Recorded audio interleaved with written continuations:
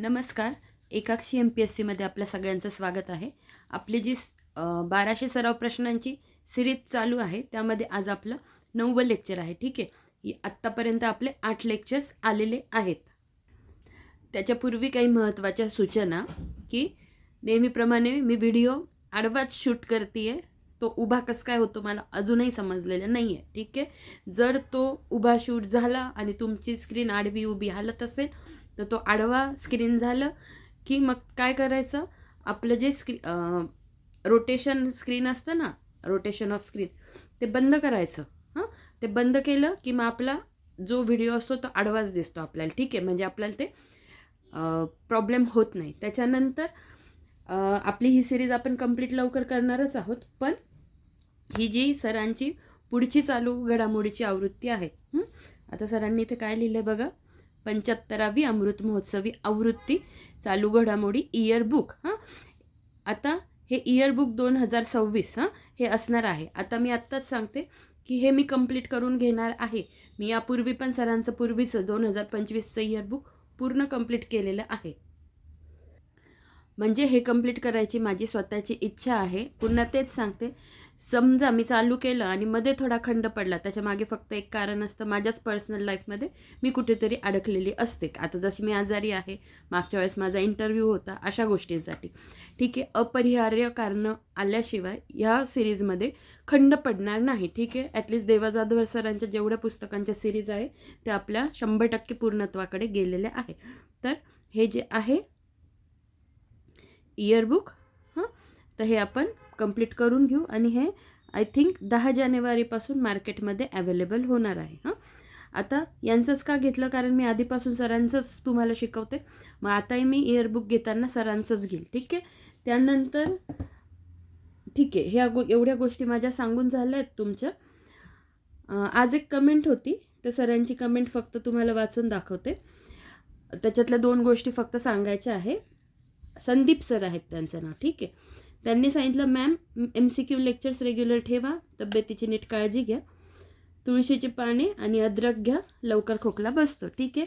तर पहिली गोष्ट, त्यांनी जे मला छानसं ओपिनियन दिले त्यासाठी मनापासून धन्यवाद सर.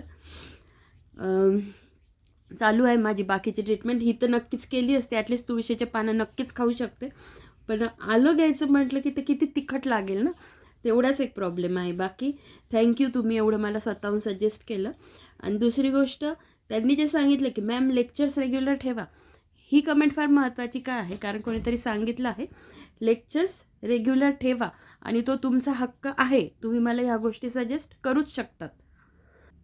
अशा कमेंटने फरक काय पडतो मी तुम्हाला सांगते. आता समजा माझ्या पर्सनल लाईफमध्ये मी कुठेतरी बिझी आहे कोणत्या कारणासाठी, किंवा माझ्याच आयुष्यात काही प्रॉब्लेम चालू असतील पण असे प्रश्न असे जेव्हा कमेंट्स येतात तेव्हा मग माझं काय असतं, समजा आता समजा कोणी माझ्याच घरचं समजा हॉस्पिटलमध्ये ॲडमिट असेल, किंवा दुसरं मला हॉस्पिटलमध्ये जावं लागत असेल, किंवा अजून एखाद्या इव्हेंटला जावं लागत असेल, अशा वेळेस मग माझ्या डोक्यात काय असते, नाही अरे कोणीतरी आपल्या लेक्चर्सची वाट बघतं आहे, कोणीतरी सिरीज कंप्लीट करा म्हणतं आहे, मग अशा वेळेस ॲटलिस्ट मी पुस्तक सोबत ठेवू शकते, जसा वेळ मिळेल तसं रीडिंग कंप्लीट करू शकते. ठीक आहे.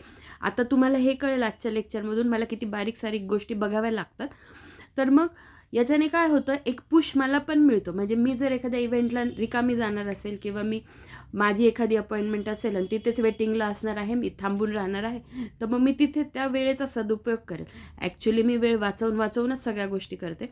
पण हे जेव्हा कोणी म्हणतं ना, तेव्हा एक ते आपल्याला पुश असतो. ठीक आहे, की नाही आपल्याला करायचं आहे.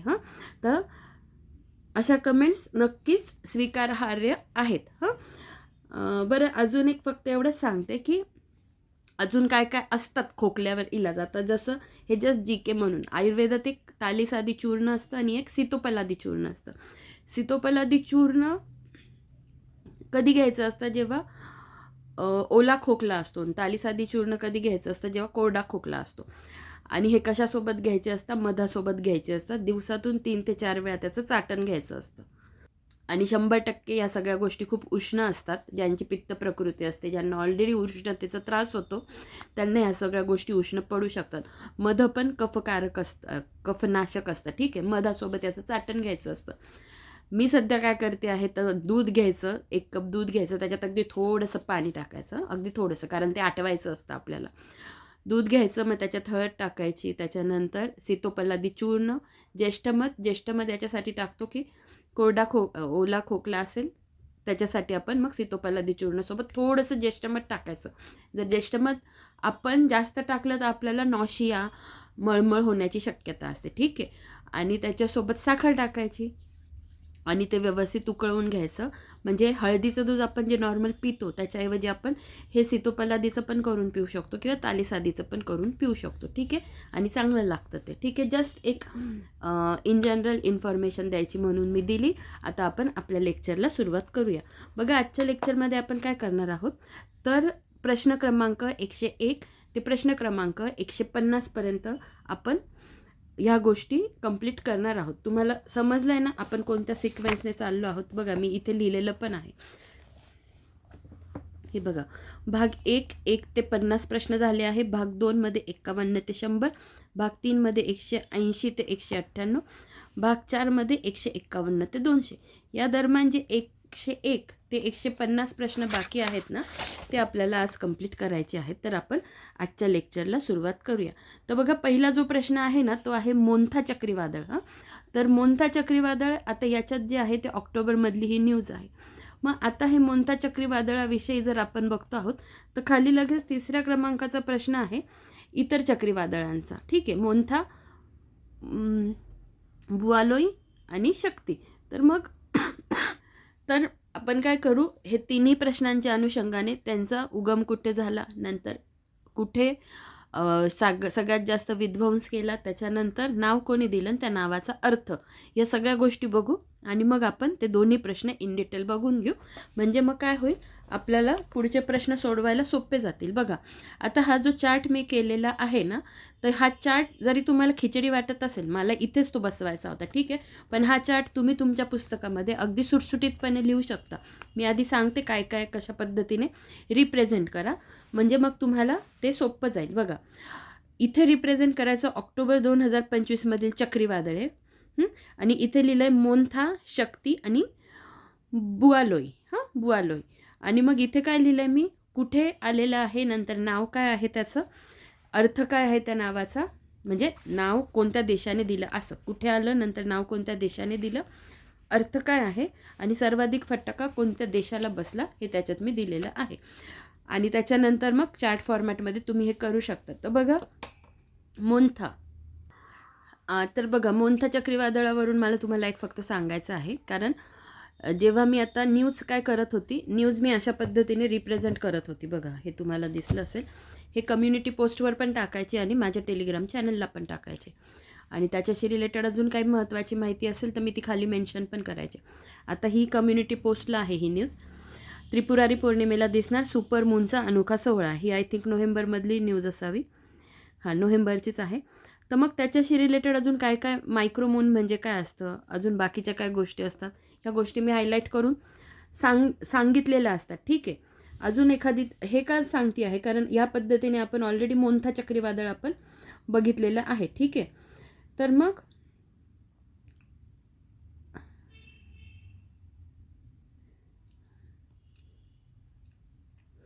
आता ही एक न्यूज होती बघा, जेनझी इन्फ्लुएन्सर्सचं गारुड. मग याच्यात जेन झेड किंवा जेनझी हे नेमके कोणत्या वयोगटातले हे मुलं आहेत किंवा हे सगळं याच्यात दिलेलं असतं. तर मग तसंच मी मोन्था चक्रीवादळ पण केलं होतं आणि ह्या न्यूज असतात टेलिग्राम चॅनलला आणि कम्युनिटी पोस्टला, ठीक आहे. तर त्या पण फॉलो करत चला. तर मोन्था चक्रीवादळ आपण बघूया आधी. मोन्था, तर हे आलं कुठे, तर हे आलं आहे बे ऑफ बेंगॉलमध्ये. बंगालचा जो उपसागर आहे तिथे हे मोन्था चक्रीवादळ आलं. त्याला नाव कोणी दिलं आहे, थायलंडने दिलं आहे. आणि मग त्याचा अर्थ काय होतो, थायलंड भाषेतच त्याचा अर्थ काय होतो, सुगंधित फूल. आणि सर्वाधिक फटका बसला आहे ओडिशा आणि आंध्र प्रदेश. तसं जास्त फटका अफेक्टेड एरियाज इथे मी लिहिलेले आहेत बघा, आंध्र प्रदेश, तमिळनाडू, ओडिशा, तेलंगणा आणि नेपाळला पण त्याचा फटका बसलेला आहे. पण सर्वाधिक फटका इथे विचारलं तिथे दिलेला आहे तर ओडिशा आणि आंध्र प्रदेश. मग एवढं लक्षात ठेवा की मोन्था चक्रीवादळ आलं कुठे, बे ऑफ बेंगॉलमध्ये. मग त्या बाजूचे जे काही आपले राज्य आहेत, आंध्र प्रदेश, तेलंगणा, ओडिशा, तमिळनाडू, त्यांना फटका बसला. सोबत नेपाळलाही बसलेला आहे. समजा नेपाळ जर आलं तर तिथे कन्फ्युजन करून घेऊ नका, कारण नेपाळ वरती राहतो, बरोबर. लँडलॉक्ड कंट्री आहे, त्याला कुठेही समुद्रकिनारा नाही आहे. त्यामुळे आपल्याला वाटू शकतं अरे नेपाळ असेल की नाही, पण पुस्तकांमध्ये नेपाळचं पण नाव दिलेलं आहे. तर बे ऑफ बेंगॉलमध्ये आलं हे तर लक्षात राहील. आणि हे जरा अफेक्टेड कंट्रीज जर लक्षात राहिल्या तुमच्या, तर मग हे लक्षात ठेवायला सोपं जातं की कुठे आलं होतं, किंवा मग कुठे आलं होतं हे लक्षात राहिलं तर मग कोणत्या राज्य अफेक्ट झाले हे लक्षात ठेवायला सोपं जातं. कशाही पद्धतीने लक्षात ठेवा. नाव दिलं कोणी, थायलंडने दिलं, त्याचा अर्थ काय होतो, सुगंधित फूल. ओडिशा आणि आंध्र प्रदेशला सर्वाधिक फटका. आता पुढे बघा, पुढचं आहे शक्ती चक्रीवादळ. ईशान्य अरबी समुद्रात आलेलं ते चक्रीवादळ होतं. कुठे? शक्ती, ईशान्य अरबी समुद्रात. आता नाव कोणी दिलं तर श्रीलंकेने दिलं, आणि त्याचा अर्थ काय होतो, सामर्थ्य होतो. आणि याचा सर्वाधिक फटका कुठे बसलेला आहे, विदर्भ मराठवाडा. विदर्भ मराठवाडा शक्ती चक्रीवादळाचा. तर मग लक्षात ठेवा, शक्ती चक्रीवादळ कुठे निर्माण झालं, ईशान्य अरबी समुद्रात. नाव दिलं श्रीलंकेने, आणि शक्ती म्हणजे काय, सामर्थ्य. सोपं आहे लक्षात ठेवायला. आणि विदर्भ व मराठवाड्यात त्याचा फटका बसला. ठीक आहे. नंतर बुआलोई कुठे आलं, पश्चिम उत्तर पॅसिफिक व दक्षिण चीन समुद्रामध्ये आलेलं. ठीक आहे. हे थोडं विशेष करून लक्षात ठेवा. नाव दिलं कोणतं आहे, थायलंडनेच दिलेलं आहे. आणि अफेक्टेड सर्वाधिक फटका कुठे बसला तर व्हिएतनाम आणि फिलिपाईन्स या देशांना बसला. व्हिएतनाम आणि फिलिपिन्स यांना बसला. ठीक आहे. आता याचा अर्थ काय होतो तर ते अर्थ आपण बघूया. तर एक ती आहे स्वीट डिश, म्हणजे एक खाण्याचा गोड पदार्थ असतो थायलंड भाषेत. तुम्हाला मी दाखवते. हे बघा, बुआलोईचा अर्थ काय होतो नीट लक्षात घ्या. बुआलोई means floating lotus in Thai and refers to a popular sweet dessert of chewy rice flour balls in warm coconut milk, but it's also the name Thailand gives to tropical cyclone like the 2019 typhoon Bualoi. ठीक आहे. The dessert's name comes from the dough ball looking like lotus buds or seeds floating in the sweet liquid. आणि त्याचं चित्र बघा. म्हणजे हे जे आहे ना, हे कोकोनट मिल्क असतं, त्याच्यात हे तांदळाचे जे राईसचे बॉल असतात ते त्याच्यात टाकलेले असतात आणि ते तरंगत असतात. आणि मग ते दिसताना कसे दिसतात की कमळाचं जे बी असतं ते फ्लोट करत आहे असं दिसतं. हे मी तुम्हाला माझ्या भाषेत सांगितलं. त्याचा शब्दशः जे मी वाचून दाखवलं त्याचा शब्दशः अर्थ जर तुम्हाला बघायचा असेल तोही मी तुम्हाला दाखवते. तर म्हणजे ही काय आहे, एक स्वीट डिश आहे थायलंडच्या भाषेत. तर मग बुओलोई का मतलब थाई भाषा में तैरता हुआ कमल है, और यह गर्म नारियल के दूध में चबाने वाली चावल के आटे की गोलियों से बनी एक मशहूर मीठी डिश है. लेकिन यह थाईलैंड द्वारा ट्रॉपिकल साइक्लोन को दिया गया नाम भी है. जैसे 2019 का टाइफून बुआलोई. इस मिठाई का नाम इसलिए पड़ा क्योंकि आटे की गोलियां मीठे लिक्विड में तैरते हुए कमल की कलियों या बीजों जैसी दिखती है. ठीक आहे. तर मग आता आपण हे बघितलेलं आहे पूर्ण. आता आपण प्रश्न बघूया. बघा, पहिला प्रश्न काय आहे, मोन्था चक्रीवादळास मोन्था हे नाव कोणत्या देशाने दिले, तर बघा थायलंडने दिले. ब्युटिफुल और फ्रॅग्रंट फ्लॉवर असा त्याचा अर्थ होतो. पुढे बघा, आणि अजून एक. आता टोटल 50 प्रश्न आहेत. याच्यातले समजा किती वेळ लागतो त्यानुसार आपण बघू. समजा अर्धा तासाचा वर झाला तर आपण 25च घेऊ आणि 25 पुढच्या लेक्चरमध्ये घेऊ. ठीक आहे. पुढचा प्रश्न त्याच्याशी रिलेटेड बघा. ऑक्टोबर 2025मध्ये कोणते चक्रीवादळ आले होते, तर कोणते आले होते आत्ताच बघितलं आपण, मोन्था, बुआलोई आणि शक्ती. आता पुढचा प्रश्न बघा. भारत पर्व 2025 महोत्सवात महाराष्ट्राचा खालीलपैकी कोणता चित्ररथ सहभागी झाला होता, तर कोणता, स्वराज्य एकतेचा धागा. भारत पर्व 2025 महोत्सव, महाराष्ट्राचा कोणता चित्ररथ सहभागी झाला होता, नीट लक्षात ठेवा, स्वराज्य एकतेचा धागा. आणि भारत पर्व महोत्सव 1 ते 15 नोव्हेंबर 2025 रोजी साजरा करण्यात आला. आपण त्याच्याविषयी थोडीशी माहिती बघून घेऊ. आता ही माहिती सरांचं जे पुस्तक आहे त्याच्यातलीच मी तुम्हाला सांगते आहे. पुस्तक म्हणजे डिजिटल स्वरूपात ते पुस्तक आहे. त्याचं PDF फक्त आपल्याला वाचनापुरतंच मिळतं. तर 1 ते 15 नोव्हेंबर 2025 भारत पर्व महोत्सव सेलिब्रेट झाला, हे लक्षात ठेवा. त्यानंतर सरदार वल्लभभाई पटेल सार्धशताब्दी वर्षानिमित्त 150 वर्षानिमित्त, ठीक आहे. ठिकाण कुठे होतं? केवडिया, गुजरात या ठिकाणी. आणि कोणाद्वारे? तर केंद्रीय गृह मंत्रालय. हे नीट लक्षात ठेवा. भारत पर्व महोत्सव 2025 कुठे? केवडिया, गुजरात. कोणाद्वारे? केंद्रीय गृह मंत्रालय, ठीक आहे. या भारत पर्व महोत्सवात महाराष्ट्र शासनाचा स्वराज्य एकतेचा धागा या संकल्पनेवर आधारित चित्ररथ सहभागी झाला. पुढे बघा.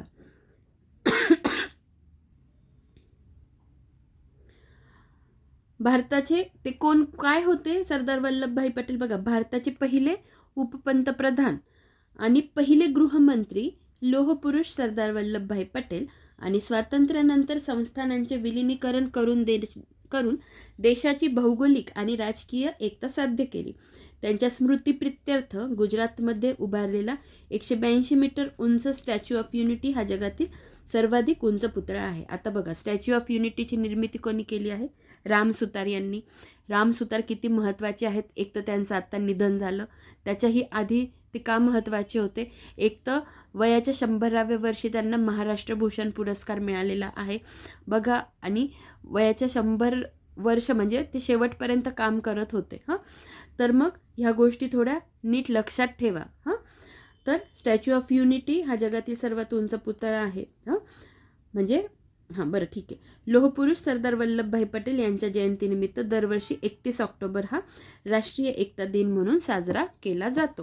तर असं आपण ह्या प्रश्नाविषयी इतर माहिती बघितलेली आहे. पुढे बघा, ऑक्टोबर 2025 झाला हा प्रश्न. जगातील पहिला येन समर्थित स्टेबल कॉईन JPYC जपानने कधी लॉन्च केला? तर बघा, जॅपनीज, आपण JPYCचं आधी फुल फॉर्म बघू. जॅपनीज येन पेक्ड स्टेबल कॉईन. समजा या व्यतिरिक्त समजा असंच विचारलं त्यांनी की, आणि तारीख पण देऊन दिली की त्यांनी 27 ऑक्टोबर 2025 लॉन्च केला, तर JPYCचा फुल फॉर्म काय? किंवा JPYCमध्ये Y denotes for, P denotes for, हे माहिती पाहिजे. मग JPYC जॅपनीज येन पेक्ड स्टेबल कॉईन. तर अशा गोष्टी तुम्ही थोड्या लक्षात ठेवत चला. आणि कधी लॉन्च केला? 27 ऑक्टोबर 2025 रोजी. आपण पुढचा प्रश्न बघूया.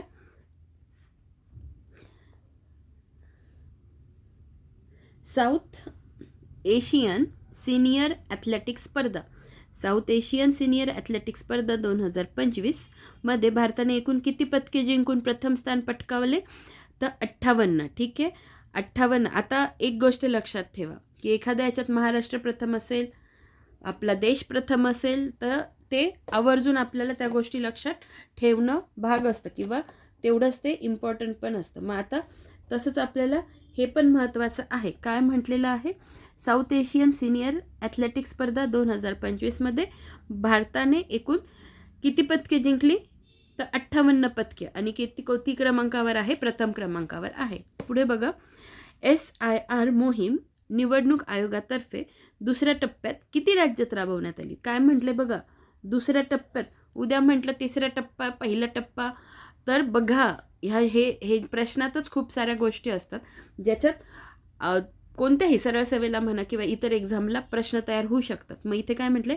SIR मोहीम निवडणूक आयोगातर्फे दुसऱ्या टप्प्यात किती राज्यात राबवण्यात आली? तर 12 राज्यात. तर आता SIR म्हणजे काय? Special intensive revision.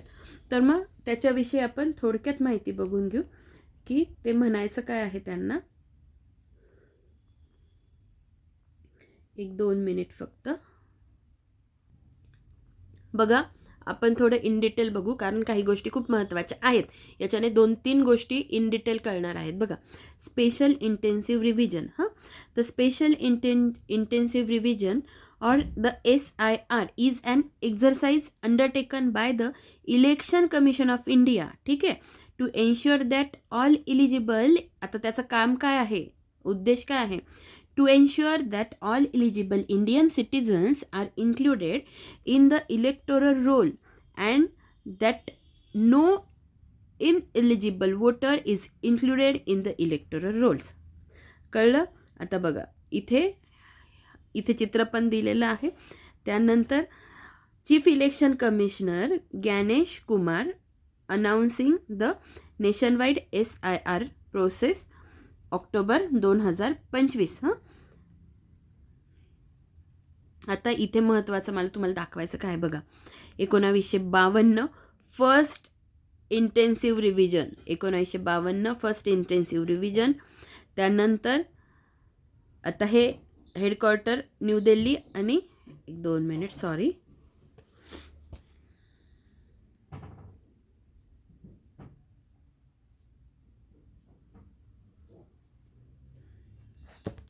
बघा.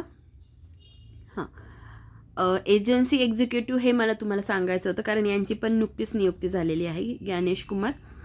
आणि पुढेही महत्त्वाचं आहे बघा. The SIR aims to ensure that electoral rolls across India are accurate, up to date and inclusive. The nationwide SIR process was announced on 27 October 2025 by the chief election commissioner Gyanesh Kumar from Vigyan Bhavan new Delhi. ठीक आहे.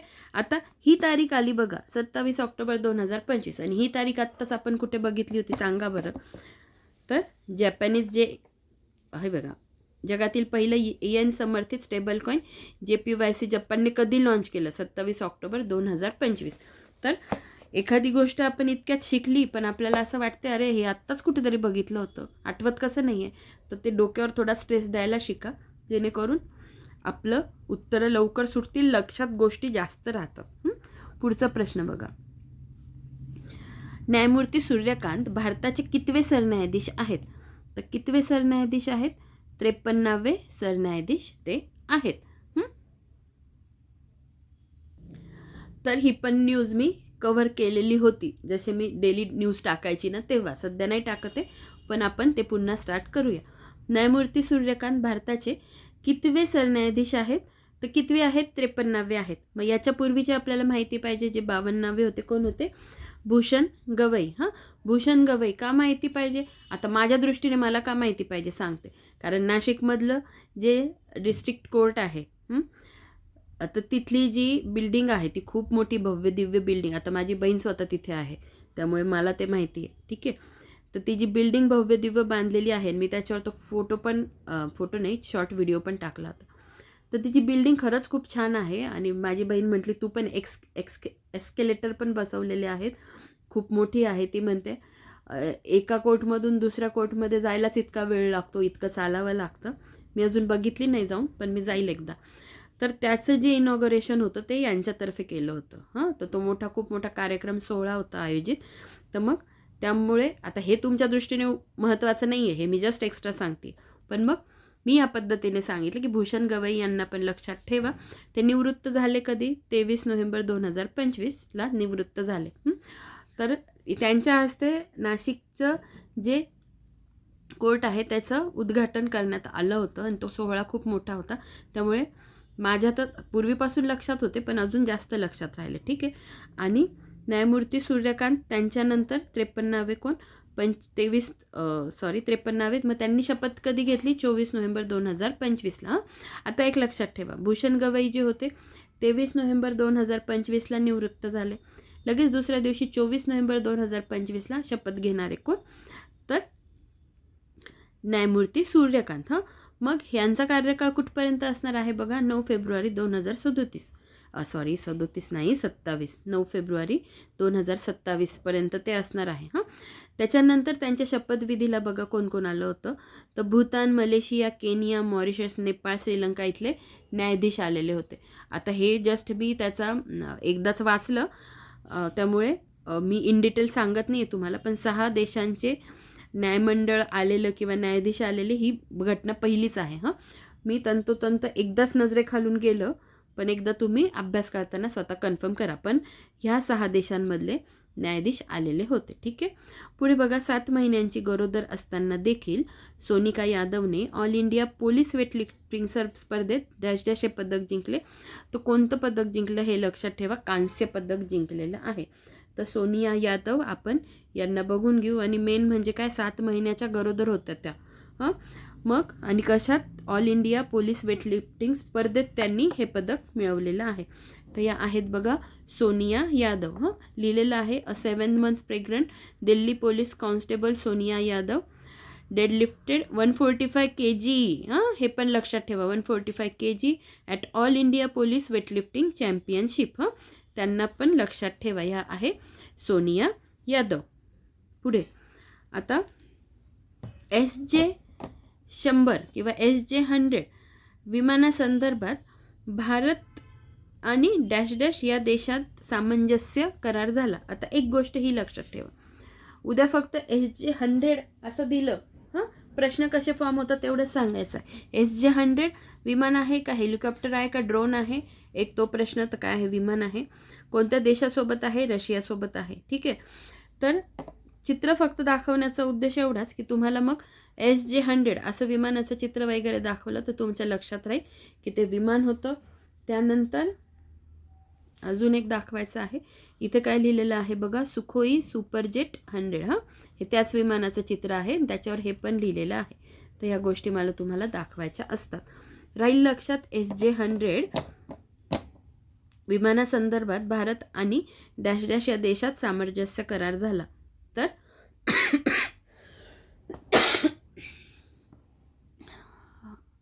भारत आणि Russia. ठीक आहे.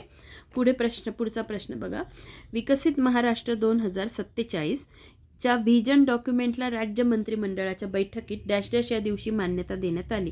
तर कोणत्या दिवशी, 28 October 2025. विकसित Maharashtra 2047च्या vision डॉक्युमेंटला राज्य मंत्रिमंडळाच्या बैठकीत 28 ऑक्टोबर 2025 या दिवशी मान्यता देण्यात आली. पुढचा प्रश्न बघूया.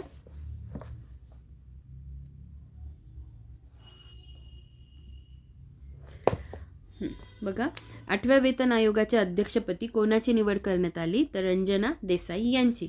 भारताचे लोहपुरुष सरदार वल्लभभाई पटेल यांचे 2025 हे वर्ष कितवे जयंती वर्ष आहे, तर 150वे जयंती वर्ष आहे. ठीक आहे. आत्ताच आपण त्या अनुषंगाने न्यूज पण बघितलेली आहे. जगातील प्रचंड वेगाने धावणारी रेल्वे डॅश डॅश या देशाने तयार केली, तर चीनने तयार केली. जपान देऊ शकतात, त्याच्यासोबत आपलं कन्फ्युजन होऊ शकतं. पण जगातील प्रचंड वेगाने धावणारी रेल्वे कोणत्या देशाने तयार केली, चीनने तयार केली. ठीक आहे. पुढे बघा, बीजिंग चीन येथील भारतीय दूतावासात डॅश डॅश या पुतळ्याचे अनावरण ऑक्टोबर 2025 करण्यात आले. खूप महत्त्वाचं आहे. बीजिंग चीन येथील भारतीय दूतावासात रवींद्रनाथ टागोर यांच्या पुतळ्याचे अनावरण ऑक्टोबर 2025 करण्यात आले. पुढे बघा, ज्येष्ठ नाटककार गंगाराम गवाणकर यांचे ऑक्टोबर 2025 निधन झाले. ते डॅश डॅश या नाटकाचे लेखक आहेत. तर कोणत्या, वस्त्रहरण. ज्येष्ठ नाटककार कोण, गंगाराम गवाणकर. ऑक्टोबर 2025 निधन झालं आणि नाटक कोणतं लिहिलं आहे त्यांनी, वस्त्रहरण. पुढे, प्रसिद्ध कादंबरीकार बाबू बिरादार यांचे ऑक्टोबर 2025 निधन झाले. त्यांनी खालीलपैकी कोणती कादंबरी लिहिली नाही विचारले. ठीक आहे. खालीलपैकी कोणती कादंबरी लिहिली नाही, तर विसावा ही कादंबरी त्यांनी लिहिलेली नाही. मग लिहिलेल्या कोणत्या, कावड, माती, खालचे पाय आणि गोसावी. ठीक आहे. पुढे, आर्थिक स्वातंत्र्य निर्देशांक 2025 भारत डॅश डॅश या स्थानी आहे, तर कितव्या, 128व्या स्थानी आहे. आर्थिक स्वातंत्र्य निर्देशांक 2025 भारत 128व्या स्थानी आहे. आपली ST हे ॲप कोणत्या कंपनीने तयार केले, तर रोज माल्टा ऑटोटेक लिमिटेड. आपली ST हे ॲप कोणत्या कंपनीने तयार केले, रोज माल्टा ऑटोटेक लिमिटेड. पुढे बघा, गाझा शांतता शिखर परिषदेला भारतातर्फे कोण हजर होते, तर कीर्तिवर्धन सिंह हे हजर होते. पुढे बघा, सीएट क्रिएट रेटिंग जीवन गौरव पुरस्कार 2025 कोणाला प्रदान करण्यात आला, तर ब्रॅन लारा आणि दुसरे कोण, BS चंद्रशेखर. ब्रॅन लारा कोण, त्यांची नॅशनॅलिटी काय आहे, त्रिनिडाड अँड टोबॅगोचे ते क्रिकेटर आहे, ट्रिनिडॅडचे क्रिकेटर आहे. आणि इंडियाचे BS चंद्रशेखर. CR अवॉर्ड्स असं म्हटलं तरी कन्फ्यूज करून घेऊ नका. तर ते काय आहे नेमकं तुम्हाला मी दाखवून देते.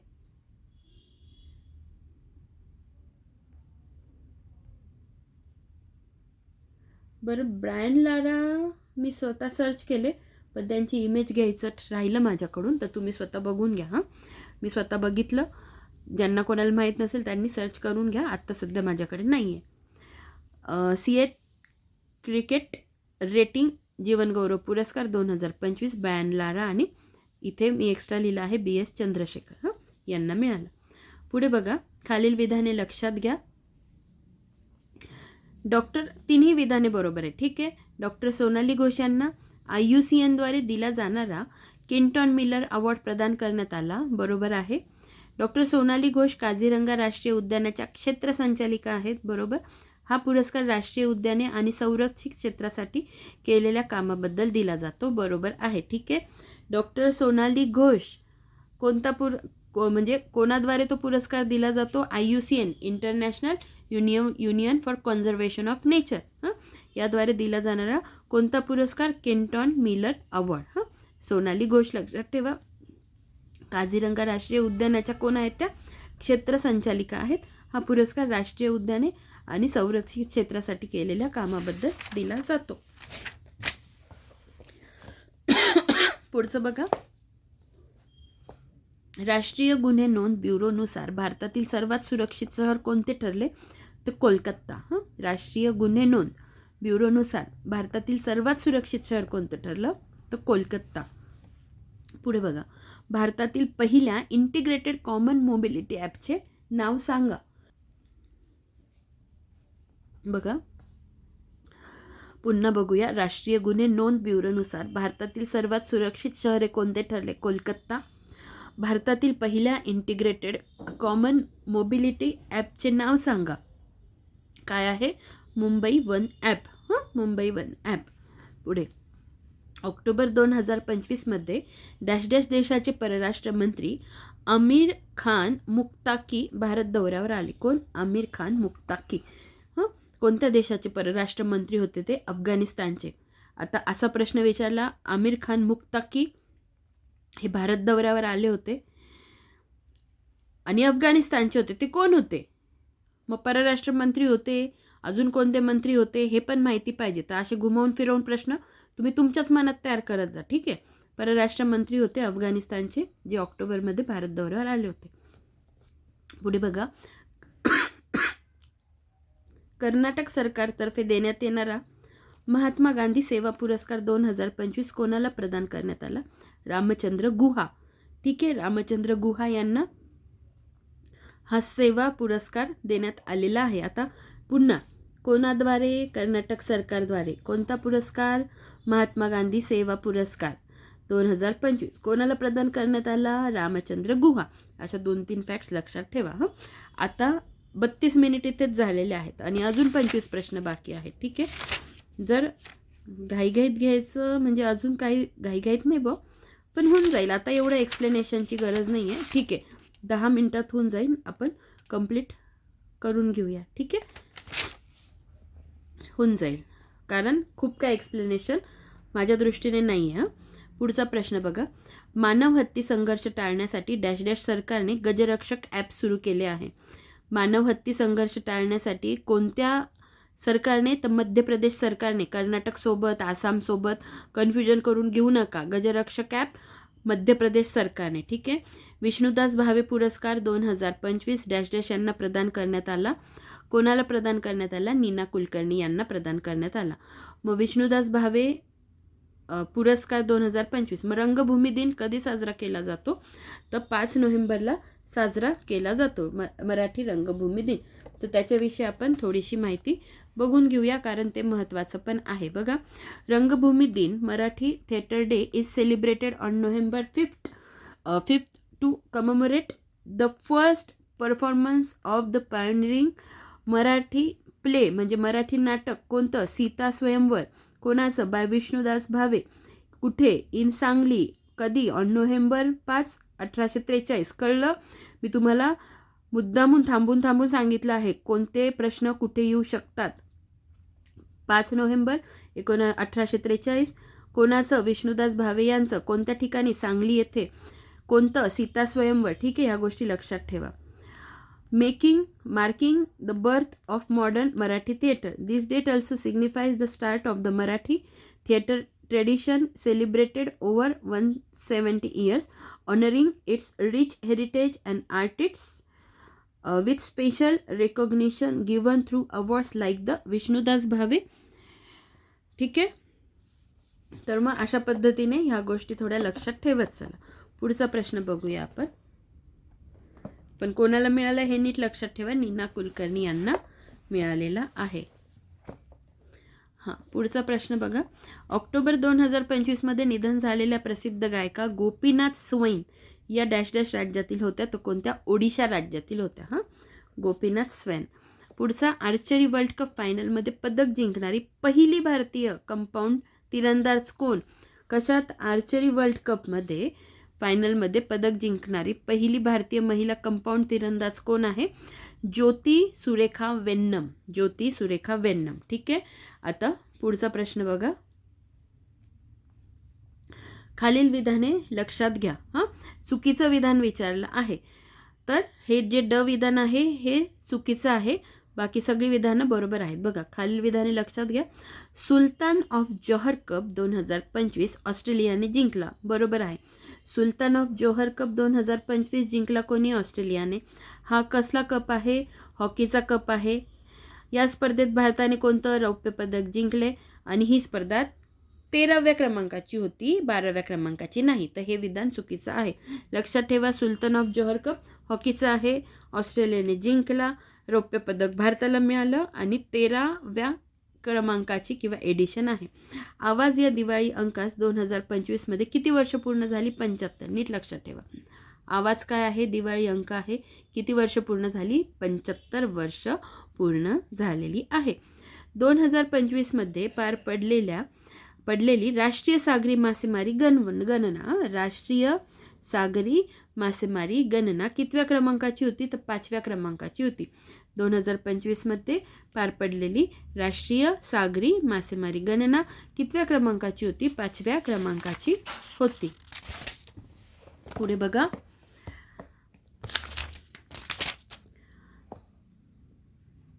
सुवर्णमुखी नदीच्या बचावासाठी ऑपरेशन सुवर्ण राबवण्यात आले. सदर नदी कोणत्या राज्यात आहे? तर आंध्र प्रदेश. हां,